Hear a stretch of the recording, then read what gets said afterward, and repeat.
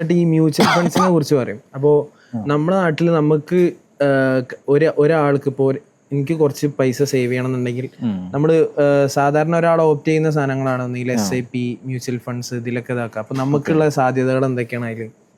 Mutual fund പല നിലക്കും ഒരു അട്രാക്റ്റീവ് ആയിട്ട് പ്രൊഡക്റ്റാണ്. ഓക്കെ, സാധാരണഗതിയിൽ നമ്മളിപ്പോൾ ഒരു എല്ലാവർക്കും അറിയുന്ന വളരെ കോമൺ ആയിട്ടുള്ള ഒരു സ്റ്റേറ്റ്മെൻറ്റ്, ഒരു കോട്ട് ഉണ്ട് എന്ന് പറഞ്ഞാൽ don't put all your eggs in A single basket എന്ന് പറയും. എല്ലാ മുട്ടയും കൂടി ഒറ്റ ഇതിലിട്ട് സംഭവിക്കുക, അത് പരസ്പരം കൂട്ടിമുട്ടി എല്ലാം കൂടി എന്ത് ചെയ്യും, എല്ലാം പൊട്ടും. ഒരു സിംഗിൾ ബാസ്ക്കറ്റിലാണ് നിങ്ങളുടെ എല്ലാ മുട്ടയും കൂടി ഇടുന്നതെങ്കിൽ എല്ലാം പൊട്ടിപ്പോകാൻ സാധ്യത ഉണ്ടാവും. അപ്പോൾ എന്ന് പറഞ്ഞാൽ നിങ്ങളുടെ കയ്യിലുള്ള ക്യാഷ് എല്ലാം കൂടി ഒറ്റ സ്റ്റോക്കിൽ കൊണ്ടുപോയിടുകയാണെങ്കിൽ, ഒറ്റ കമ്പനിയിൽ പോയിട്ട് ഇൻവെസ്റ്റ് ചെയ്യണമെങ്കിൽ, ഒറ്റ പ്രൊജക്റ്റിൽ നിങ്ങൾ ഇൻവെസ്റ്റ് ചെയ്യണമെങ്കിൽ അതിനെന്തെങ്കിലും സംഭവിച്ചാൽ എന്ത് ചെയ്യും, റിസ്ക് കൂടുതലാണ്, നിങ്ങൾ മുഴുവൻ ക്യാഷും പോയി. പക്ഷേ മ്യൂച്വൽ ഫണ്ട് എന്താ ചെയ്യുന്നതെന്ന് വെച്ചാൽ, മ്യൂച്വൽ ഫണ്ട് ഒരു പോർട്ട്ഫോളിയോ ആണ്. അപ്പോൾ ആ പോർട്ട്ഫോളിയോയിൽ കുറേ കമ്പനികളുടെ ഷെയർ ഉണ്ടാവും. ഓക്കെ, അപ്പോൾ കുറേ കമ്പനികളുടെ ഷെയർ, അപ്പോൾ നിങ്ങൾ കൊടുക്കുന്ന ഒരു 5,000, ഒരു 10,000, 1,00,000 എന്നൊക്കെ പറഞ്ഞ എമൗണ്ടുകൾ പല കമ്പനികളുടെ ഷെയറിലാണ് എന്ത് ചെയ്യുക, കുറേശ്ശെ ആ ഷെയർ വാങ്ങിക്കാൻ വേണ്ടി ഉപയോഗിക്കുക. അതാണ് ഒരു മാനേജർ. അതാണ് അതിൻ്റെ ഒന്നാമത്തെ കാര്യം. രണ്ടാമത്തെ കാര്യങ്ങൾ പറഞ്ഞ പോലെ ഒരു മാനേജർ ഉണ്ടാവും.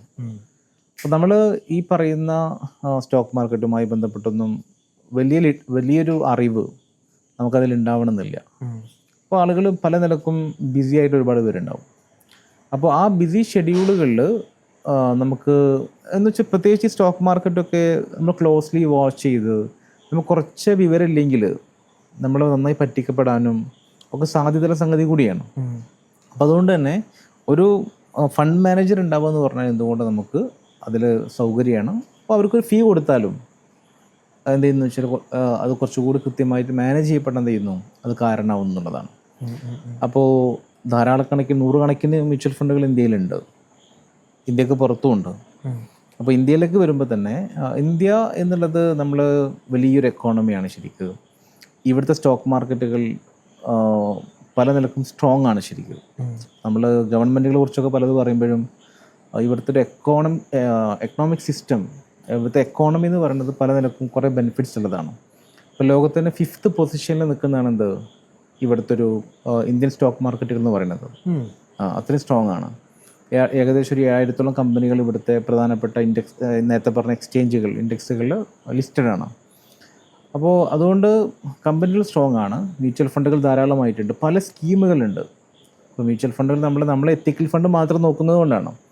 അല്ലെങ്കിൽ പല പർപ്പസുകളിൽ എന്താ പറയുക ഫോം ചെയ്യപ്പെടുന്ന മ്യൂച്വൽ ഫണ്ടുകൾ അവൈലബിൾ ആണ്. അപ്പോൾ ഓരോന്നും ഒരു പെർട്ടിക്കുലർ കാറ്റഗറി ഓഡിയൻസ് ഒക്കെ അഡ്രസ്സ് ചെയ്യപ്പെടുന്നുണ്ടാവുക. പക്ഷെ നമുക്ക് ബേസിക്കലി നമ്മൾ എത്തിക്കൽ ഫണ്ടുകൾ മാത്രം നോക്കുന്നത് കൊണ്ട് എത്തിക്കൽ ഫണ്ടുകളും അവൈലബിൾ ആണ്. ഏതൊക്കെ? മുമ്പ് അത് കുറവായിരുന്നു. മുമ്പ് ആകെ ടാറ്റ എത്തിക്കൽ ഫണ്ടും ടോറസ് എത്തിക്കൽ ഫണ്ടും ഉണ്ടായത്. അതിൽ തന്നെയും ടോറസ് എത്തിക്കൽ ഫണ്ട് അങ്ങനെ വളരെ കൃത്യമായിട്ട് അതിൻ്റെ ശരിയായ സ്ക്രീനിങ് പ്രോസസ്സ് പൂർത്തിയാക്കുന്നുണ്ട് എന്നൊക്കെയുള്ള സർട്ടിഫിക്കേഷൻ പ്രോസസ്സ്, അതിൻ്റെ കണ്ടിന്യൂറ്റി ഇല്ല എന്നൊക്കെയുള്ള ഒരു പരാതി പൊതുവെ കേൾക്കാറുണ്ടായിരുന്നു. കാരണം നമ്മളത് വൺസ് ഇത് ശരിയായ കംപ്ലൈൻ്റ് ആണെന്ന് ഉറപ്പുവരുത്തിയാൽ മാത്രം പോരാ. ഇത് മിനിമം ഓരോ 6 മാസം കൂടുമ്പോൾ എന്ത് ചെയ്യണം, ഈ ഷെയറുകൾ സ്റ്റിൽ ശരിയായ കംപ്ലൈൻറ്റ് തന്നെയാണോ എന്ന് ഉറപ്പുവരുത്തണം. കാരണം കമ്പനികളുടെ ഫൈനാൻഷ്യൽസ് മാറിയിട്ടുണ്ടാവും, കുറേ കമ്പനീസ് ഉണ്ടാവും, അത് മാറിയിട്ടുണ്ടാവാം. അപ്പോൾ അത് ഉറപ്പുവരുത്തണം. അപ്പോൾ ആനുവലി ഈ ശരിയായ സർട്ടിഫിക്കേഷൻ കൊടുക്കുന്ന ബോഡി എന്ത് ചെയ്യണം, ഈ ഷെയറുകൾ വീണ്ടും സ്ക്രീൻ ചെയ്യണം. അപ്പോൾ ആനുവലി സർട്ടിഫിക്കേഷൻ പുതുക്കണം. അപ്പോൾ അതൊരു കണ്ടിന്യൂസ് പ്രോസസ്സാണ് നടത്തുന്നത്. ഇപ്പോൾ ക്വാണ്ടം എത്തിക്കൽ ഫണ്ട് കൂടി വന്നു. ഇപ്പം മൊത്തം 3 ഫണ്ട് ഉണ്ട്. ആ നിലക്ക് മ്യൂച്വൽ ഫണ്ടുകൾ 3 ഉണ്ട്. ഒരാൾ മുസ്ലിം ആണെങ്കിൽ അയാളുടെ ഇതിൽ ഹറാമ് കലരുത എന്ന് വിചാരിച്ചിട്ടാണ് അയാൾ ഇങ്ങനെ ഇൻവെസ്റ്റ് ചെയ്യുന്നുണ്ടെങ്കിൽ 3 ഉണ്ട്. ഓക്കെ, മുസ്ലിം ആർക്കും ചെയ്യാം. എത്തിക്കൽ വാല്യൂസ് എന്ന് വിചാരിച്ച് ആർക്കും എന്ത് ചെയ്യാം, മുസ്ലിംസ് എന്നുള്ള ലിമിറ്റേഷൻ ഒന്നുമില്ല, ആർക്കും ചെയ്യാം. പക്ഷെ ബേസിക്കലി ആ ഫണ്ടുകൾ ഫോക്കസ് ചെയ്യുന്നത് ശരിക്കും പറഞ്ഞ പോലെ മുസ്ലിം കമ്മ്യൂണിറ്റിയൊക്കെ തന്നെയാണ്. കാരണം അതിൽ പലിശാധിഷ്ഠിതമായ സംവിധാനങ്ങളില്ല, അല്ലെങ്കിൽ നേരത്തെ പറഞ്ഞ പോലെ അതിൽ എന്താ പറയുക മറ്റ് ഇസ്ലാം വിലക്കുന്ന സ്വഭാവത്തിൽ ഇൻഡസ്ട്രികൾ പൊതുവെ അതിലില്ല എന്നുള്ളതൊക്കെ അതിൻ്റെ ഒരു അഡ്വാൻറ്റേജ് ആണ്. അപ്പോൾ അങ്ങനെ ഫോം ചെയ്യുന്ന ശരിയായ കംപ്ലൈൻ്റ് ആയ ഷെയറുകളുടെ മാത്രം ഒരു പോർട്ട്ഫോളിയോ നമ്മൾ എന്താ പറയുക എത്തിക്കൽ ഫണ്ടുകൾ, എത്തിക്കൽ മ്യൂച്വൽ ഫണ്ട് എന്ന് പറയാം. പക്ഷേ ഇപ്പോൾ ഈ ബോയ്ക്കോട്ടിങ്ങുമായി ബന്ധപ്പെട്ട കോൺട്രവേഴ്സികളൊക്കെ വരുമ്പോഴാണ് ഈ ടാറ്റ എത്തിക്കൽ ഫണ്ട് നമുക്ക് അതിൽ ഇൻവെസ്റ്റ് ചെയ്യാൻ കഴിയുമോ എന്നുള്ളതൊക്കെ. അപ്പോൾ എൻ്റെ ഡൗട്ട് എന്താ വെച്ചാൽ ഈ ശരിയാ കംപ്ലൈൻ്റ് ആണെന്ന് പറയുമ്പോൾ അത് ഇങ്ങനെ ഒരു സ്ക്രീനിങ്ങിൽ ഇങ്ങനെ ഒരു പ്രോസസ്സ് അപ്പം അതിൽ പെടൂല. ലൈക്ക് ഇങ്ങനെ ബോയ്ക്കോട്ടിങ് ഇങ്ങനെ ഒരു ലാർജർ പൊളിറ്റിക്കൽ സിനാരിയോയിൽ ഇത് അതിൽ ഉൾപ്പെടൂല. ഇല്ല, അത് ശരി. എന്താ അറിയോ, അതിന് പറഞ്ഞ പോലെ മറ്റേ അതിനും കാരണങ്ങളുണ്ട് പലപ്പോഴും. ഈ അതിൻ്റെ പല വശങ്ങൾ പറയേണ്ടതുണ്ട്. ബേസിക്കലി ഇതിനെ നമ്മൾ ശരിയാ സ്ക്രീനിങ് പാരാമീറ്റേഴ്സ് എന്ന് പറയാം. അപ്പോൾ ഈ പാരാമീറ്റേഴ്സിൽ ഇത്തരം എലമെൻറ്റുകൾ പലപ്പോഴും വരാറില്ല. നമ്മൾ ബോയ്ക്കോട്ട് പോലുള്ള കാര്യങ്ങൾ പറഞ്ഞു.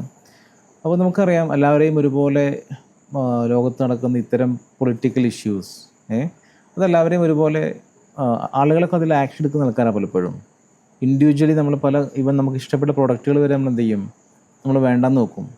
പക്ഷെ അൺഫോർച്ചുനേറ്റ്ലി ആ ഒരു തീരുമാനം നമുക്ക് നമ്മളുടെ ഇൻവെസ്റ്റ്മെൻറ്റുമായി ബന്ധപ്പെട്ടുകൊണ്ട് സ്വീകരിക്കാൻ കഴിയാത്ത സാഹചര്യമുണ്ട്. ഒരു ഭാഗത്ത് നമ്മൾ ഏറ്റവും പ്രിയപ്പെട്ട നമ്മുടെ ഒരു ബ്രാൻഡ് മാറ്റി വെക്കുമ്പോൾ തന്നെ അപ്പുറത്ത് നമ്മൾ ശീലിച്ചൊരു ബ്രാൻഡ് ഒരു പക്ഷേ മാറ്റി വെക്കുമ്പോൾ തന്നെ അപ്പുറത്ത് നമ്മുടെ വലിയൊരു എമൗണ്ട് ഇൻവെസ്റ്റ്മെൻ്റ് ആയിട്ട് എന്ത് ചെയ്യും, ചിലപ്പോൾ ഇത്തരം സംവിധാനങ്ങളെ സപ്പോർട്ട് ചെയ്യുന്ന കമ്പനികൾക്ക് നമ്മുടെ SIP ആയിട്ടോ ഒക്കെ നമ്മുടെ ഇൻവെസ്റ്റ്മെൻറ്റ് കണ്ടിന്യൂ ചെയ്യുന്ന സാഹചര്യം പലപ്പോഴും ഉണ്ടാവും. അപ്പോൾ അത് ഈ പറയുന്ന പോലെ ഈ പാരാമീറ്റേഴ്സിൻ്റെ പരിമിതിയാണ്. അപ്പോൾ അതിൽ നടക്കേണ്ടത് ഇപ്പോൾ ആ ഫീൽഡ് വർക്ക് ചെയ്യുന്ന ഒരാളെന്നുള്ളതൊക്കെ ഞാൻ പറയുന്നതെന്ന് വെച്ചാൽ ആ പാരാമീറ്റേഴ്സ് എന്ന് പറഞ്ഞാൽ അതൊരു വളരെ റിജിഡായ സംഗതിയാണ് എന്ന് ആരോ തെറ്റിദ്ധരിച്ചിരിക്കുന്നു. അത് ഖുർആനും ഹദീസൊന്നും അല്ല. ശരിക്ക് ഖുർആൻ്റെ ഹദീസിൻ്റെ ഒക്കെ ബേസിൽ ശരിയാ ബേസുകളിൽ നിന്ന് ഡിറൈവ് ചെയ്ത എന്താ പറയുക ഫോം ചെയ്ത കാര്യങ്ങളാണ്. അത് ഡൈനാമിക് കൂടി ആവണം എന്നാണ് പറയണത്. എന്ന് പറഞ്ഞാൽ അതിൽ ഇത്തരം സോഷ്യോ പൊളിറ്റിക്കൽ സിനാരിയോ ഒക്കെ എന്ത് ചെയ്യണം, അതിൽ പരിഹരിക്കപ്പെടണം. അത് കേവലമായി ഇത്തരം യുദ്ധങ്ങളുമായി ബന്ധപ്പെട്ട വിഷയം മാത്രമല്ല, എല്ലാത്തെയും വിഷയങ്ങളുണ്ടായിരിക്കും. നിങ്ങൾക്ക് വേണമെങ്കിൽ ഇവിടുത്തെ ഒരു പ്രകൃതിക്ക് വളരെ ഹാംഫുള്ളായ സാധനം ഇപ്പോൾ ESG സ്റ്റാൻഡേർഡുകളുണ്ട് ലോകത്ത്. ഓക്കെ, അങ്ങനെ പറഞ്ഞാൽ അപ്പോൾ അതിൽ എൻവയോൺമെൻറ്റ്, സോഷ്യൽ അതൊക്കെയാണ് നമ്മൾ എന്ത് ചെയ്യുക, ഈ ESGയുടെ ഭാഗമായിട്ട് നമ്മൾ മറ്റേ ഗണിക്കാറുള്ളത്. ചെയ്യുന്നുള്ള ഗവേണൻസ് ആണെന്ന് തോന്നുന്നു. അപ്പോൾ അതിൽ ഈ പറയുന്ന പോലെ നമ്മളുടെ ഇത്രയുള്ളൂ അതിൽ അതിൻ്റെ ഭാഗമായിട്ട് നമ്മളുടെ പ്രകൃതിയെയും ചുറ്റുപാടിനെയും അവിടെയുള്ള വ്യത്യസ്തമായ ആളുകളെയും സംവിധാനങ്ങളൊക്കെ പരിഗണിച്ചുകൊണ്ടായിരിക്കണം നമ്മുടെ ഫൈനാൻഷ്യൽ ആക്ടിവിറ്റീസും ഉണ്ടാവേണ്ടത് എന്നാണ് ESG സ്റ്റാൻഡേർഡുകളൊക്കെ പറയണത്. അപ്പോൾ അതിനോട് അലൈൻഡായിട്ട് എന്ത് ചെയ്യണം, ഒരു സാധനം എവിടെ വരണം, നമ്മുടെ പാരാമീറ്റേഴ്സിൽ വരണം. ഒരു പക്ഷേ ആ പാരാമീറ്റർ ഓപ്ഷനിലാണ്. ഇപ്പോൾ വ്യത്യസ്ത ആൾക്കാരുണ്ടാവും. ഇപ്പോൾ നമ്മൾ 100 ആളെടുക്കണമെങ്കിൽ ഇതിൽ ഈ ബോയ്ക്കോട്ട് സംവിധാനങ്ങൾ വേണമെന്ന് പറയുന്നവരുണ്ടാവും, വേണ്ടെന്ന് പറയുന്നവരുണ്ടാവും. ഞാൻ പറയുന്നത് രണ്ട് കൂട്ടരെയും അഡ്രസ്സ് ചെയ്യാൻ പറ്റുന്ന സ്വഭാവത്തിൽ എന്ത് ചെയ്യണം, ഈ പാരാമീറ്റേഴ്സ് ഓപ്ഷണലായിട്ട് വരണം. ഇപ്പോൾ നമ്മൾ ഫൈനാൻഷ്യൽ സാധനങ്ങൾ വരുന്നു എന്ന് പറയുമ്പോൾ തന്നെ അതിൻ്റെ കൂടെ അടുത്തൊരു പാരാമീറ്റർ വരിക. അപ്പോൾ ഞാൻ ഇതിനെ അനുകൂലിക്കുന്ന ആളാണെങ്കിൽ എനിക്ക് ടിക്ക് ചെയ്യാൻ പറ്റണം. അപ്പോൾ ഈ കമ്പനീസൊക്കെ അത് മാറണം. വേറൊരാൾക്ക് വേറൊന്ന്, അതാണല്ലോ ശരിക്കും ബേസിക്കലി സംഭവിക്കേണ്ടത്. എന്നുവെച്ചാൽ കുറേ കൂടി ഇൻക്ലൂസീവ് ആവണം സംവിധാനങ്ങൾ. അതിൽ ശരിക്കും പണിയെടുക്കേണ്ടത് ആരെന്ന് വെച്ചാൽ ശരിയ എക്സ്പേർട്ടുകളും ഒക്കെ തന്നെയാണ്. അത് നമുക്ക് കമ്പനികളെ മാത്രം പറഞ്ഞിട്ട് കാര്യമില്ല. അപ്പം നിങ്ങൾ ഒരു അഡ്വൈസറി ഫേം നടത്തുന്ന ആളാണെങ്കിൽ നിങ്ങളടുത്ത് വരുന്ന ആൾക്കാർ ഇത് പറയണം, നിങ്ങൾ ഇതിൻ്റെ കൂടി കഴിയുന്ന സ്വഭാവത്തിലേക്ക് ഈ സ്റ്റാൻഡേർഡ് സെറ്റ് ചെയ്യണം. അപ്പം അത്രയും തോട്ട്സ് ഉണ്ടാവുന്നുണ്ട് അൽഹംദുലില്ലാ. ഇപ്പോൾ നമ്മുടെ കമ്പനികളൊക്കെ ഭാഗമായിട്ടാണെങ്കിൽ ആ തോട്ട്സ് നമ്മൾ ക്രിയേറ്റ് ചെയ്യപ്പെടുന്നുണ്ട്. പക്ഷേ സ്റ്റിൽ ഇപ്പോൾ ഈ സ്ഥാപനങ്ങൾക്കൊക്കെ സ്ക്രീനിങ് കൊടുക്കുന്ന കമ്പനികൾ അതിന് എത്രമാത്രം ഗവനിക്കുന്നുണ്ട്. ഒരു ഫണ്ട് മാനേജർക്കൊന്നും ചെയ്യാതിരില്ല. ആ ഫണ്ട് മാനേജർ എന്ത് ചെയ്യുള്ളൂ, ഈ ശരിയാ സർട്ടിഫിക്കേഷൻ അതോറിറ്റി കൊടുക്കുന്ന ലിസ്റ്റിൽ നിന്നുള്ള ഫണ്ട് കമ്പനി എന്ത് ചെയ്യുള്ളൂ, ചൂസ് ചെയ്യുള്ളൂ. അപ്പോൾ പണി ആരെടുത്താണ്, ഈ ശരിയാ സർട്ടിഫിക്കേഷൻ കൊടുക്കുന്ന ടീമാണ്. അപ്പോൾ അവർക്ക് ഈ ധാരണ ഉണ്ടാവണം. കാരണം അപ്പോഴേ അവർ പബ്ലിക്കിൻ്റെ ഒരു ഫീലിങ്ങിന് എന്ത് ചെയ്യുള്ളൂ, അവർ അക്കോമഡേറ്റ് ചെയ്യുള്ളൂ. ഞാൻ ടോട്ടലി ബോയ്ക്കോട്ടിങ്ങിനെ കുറിച്ച് ഫിനാൻസ് ലെവലിൽ എന്താണ് നിങ്ങളുടെ സ്റ്റാൻസ്, എന്താണ് ലൈക്ക് എങ്ങനെയാണ് വർക്ക് ചെയ്യുന്നത്? അത് നമുക്ക് തന്നെ നമ്മുടെ മുമ്പിൽ ഒരുപാട് ഉദാഹരണങ്ങളുണ്ട്. കാരണം അതൊരു വളരെ പവർഫുൾ ആയിട്ട് ടൂളാണ്. അത് വന്ന വഴികൾ, അത് അതിൻ്റെ അക്കാഡമിക് ലെവൽ മുതൽ സാധാരണ നമ്മൾ കുടിക്കുന്ന കോഫിയിൽ വരെ എന്താ പറയുക, ബോയ്ക്കോട്ട് മൂവ്മെൻറ്റുകൾ ഉണ്ടാക്കുന്ന ഇടപെടലുകൾ അല്ലെങ്കിൽ അതുണ്ടാക്കുന്ന ഇമ്പാക്റ്റുകൾ വളരെ വലുതാണ്. ഓക്കെ, അതിന് സ്റ്റിൽ എല്ലാത്തിനെയും പോലെ അതിന് എഗെയിൻസ്റ്റ് ആയിട്ടൊക്കെ ഉള്ള വർത്തമാനങ്ങളും മറ്റൊക്കെ വരുമ്പോൾ തന്നെ ഒരു ഇൻഡിവിജ്വലിന് പലപ്പോഴും നമുക്കിപ്പോൾ ലോകത്ത് ഞാൻ പറഞ്ഞതിപ്പോൾ ഒരു ഫലസ്തീൻ ഇസ്രായേൽ ഇഷ്യൂ മാത്രമല്ല, പല സംഗതികളും ഇപ്പോൾ നമുക്ക് പറയുമ്പോൾ ഇപ്പോൾ സിയോണിസം ഒരു ഭാഗത്തുണ്ട്, മറുഭാഗത്ത് ഫാസിസം ഒരു ഭാഗത്തുണ്ട്, ഓക്കെ, റേസിസം വേറെ ഭാഗത്ത് നടക്കുന്നുണ്ട്. ഞാൻ പറഞ്ഞ എല്ലായിടത്തും ഉപയോഗിക്കപ്പെടേണ്ട സാധനമാണ് ശരിക്കും ഈ ടൂളുകൾ. നിങ്ങൾക്ക് നിങ്ങൾ തന്നെ എന്താ പറയുക പലതിൻ്റെയും കൺസ്യൂമേഴ്സ് ആവുകയും അവർ തന്നെ നിങ്ങൾ ഒപ്രസീവ് ചെയ്യപ്പെടുന്ന പറഞ്ഞാൽ അതിനേക്കാൾ വലിയ അബദ്ധം എന്നുള്ളത്. അപ്പോൾ അത് സംഭവിക്കരുത്. അപ്പോൾ നമുക്ക് ചൂസ് ചെയ്യാനുള്ള ഓപ്ഷൻ ഉണ്ടാവണം. എനിക്ക് എൻ്റെ ഒരു കാര്യങ്ങൾക്ക് അല്ലെങ്കിൽ എനിക്ക് സ്വാധീനിക്കാൻ പറ്റുന്ന ആളുകൾക്കിടയിൽ എന്ത് ചെയ്യാൻ പറ്റണം, നമ്മൾ അത് കുറച്ചുകൂടി അതിൻ്റെ ഫ്രെയിം കുറച്ച് വിശാലമാവണം. അതെന്ന് വെച്ചാൽ ട്രേഡ് എന്ന് പറഞ്ഞാൽ trade is not just a trade, അത് പലതിലേക്കുള്ള ഇൻഡിക്കേഷനാണ് ശരിക്കും. അത് വളരെ പവർഫുള്ളായിട്ട് ടൂളാണ്. പല ഡിസിഷൻസിനെയും നിങ്ങൾക്ക് മാറ്റാൻ കഴിയുന്ന സ്വഭാവത്തിൽ ഇൻഫ്ലുവൻസ് ചെയ്യാൻ പറ്റുന്ന വലിയ സംവിധാനത്തിൻ്റെ കൂടി പേരാണ്. അപ്പോൾ അതുകൊണ്ട് എന്ത് ചെയ്യണം, അതിനെ ആ നിലക്ക് അത് ഇമ്പാക്റ്റ് ഉണ്ടാക്കുന്നുണ്ട്. അത് നമ്മുടെ മുമ്പിൽ വിസിബിളാണ്. ഇപ്പോൾ ലോകരാജ്യങ്ങൾ തമ്മിലുള്ള ബന്ധങ്ങൾ, അപ്പോൾ അതിൻ്റെ ഒക്കെ വലിയ ഘടകം എന്താണ്, ട്രേഡാണ്.